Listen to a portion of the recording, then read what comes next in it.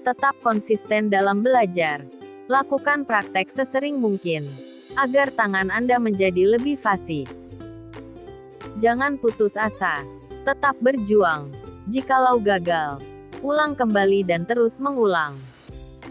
Semuanya pasti akan berhasil, jika kita mau berusaha dengan sungguh-sungguh. Baik teman-teman, kali ini Maya akan membagikan informasi kembali, yaitu cara sambung pucuk khusus tanaman durian. Jadi perlu diperhatikan. Dalam melakukan sambung pucuk untuk tanaman durian, ada beberapa hal terpenting yang paling perlu kita lakukan dan persiapkan. Di antara yang paling penting tersebut yaitu untuk memilih seedling dan memilih entres. Yang dua tersebut hal yang paling wajib kita persiapkan. Untuk pendukungnya, seperti penyungkupan, pengikatan dan penyayatan, itu juga perlu dilakukan. Dan untuk alat penyayatan seperti pisau atau cutter, harus dalam keadaan bersih atau steril. Selanjutnya Maya akan bahas satu persatu.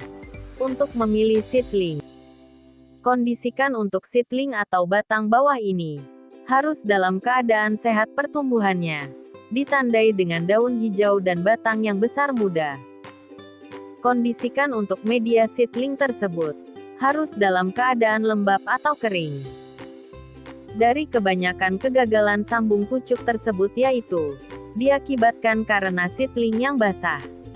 Dan untuk seedling basah tersebut akan keluar air berupa seperti lendir, dan lendir tersebut akan jadi penghalang penempelan kambium seedling dan kambium entres.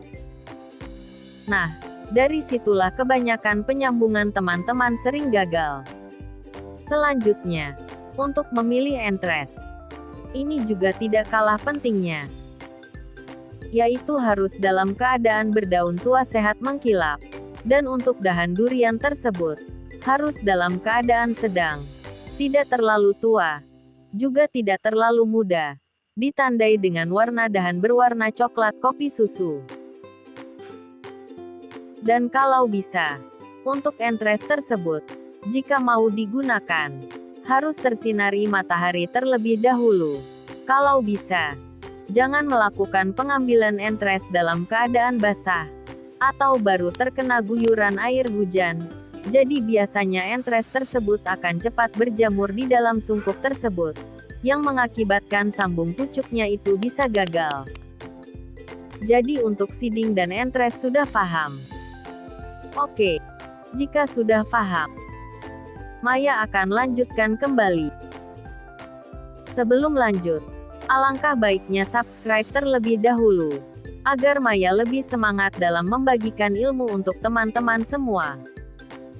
Untuk selanjutnya, yaitu alat pendukung, berupa penyungkupan.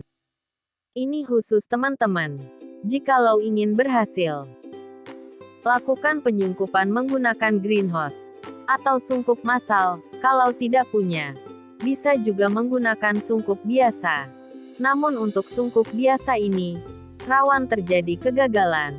Ini biasanya terjadi karena air kelembaban yang ada di dalam sungkup tersebut akan menempel ke entres, dan biasanya entres ini akan basah dan rawan berjamur pula. Selanjutnya yaitu penyayatan. Cara penyayatan yang baik yaitu lakukan penyayatan yang lurus dan tipis sebelah. Untuk di bagian penyayatan juga, jangan sampai terkena tangan, kotoran atau juga terpegang oleh tangan. Kalau itu terjadi akan mengakibatkan kambium yang ada di entres tersebut akan busuk dan berjamur. Selanjutnya, ini bagian pengikatan. Lakukan pengikatan. Jangan terlalu kencang-kencang. Bisa-bisa seedingnya ini akan memar dan membusuk. Oke teman-teman.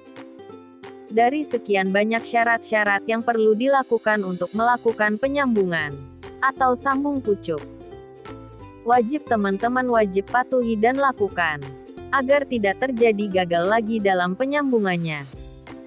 Untuk selanjutnya, setelah semua itu beres, lakukan penempatan di tempat yang sejuk dan kering.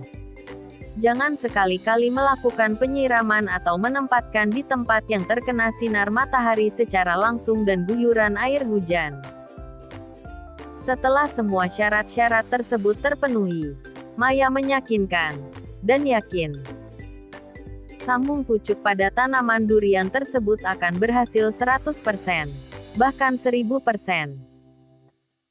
Dari itu, lakukan syarat-syarat tersebut agar berhasil.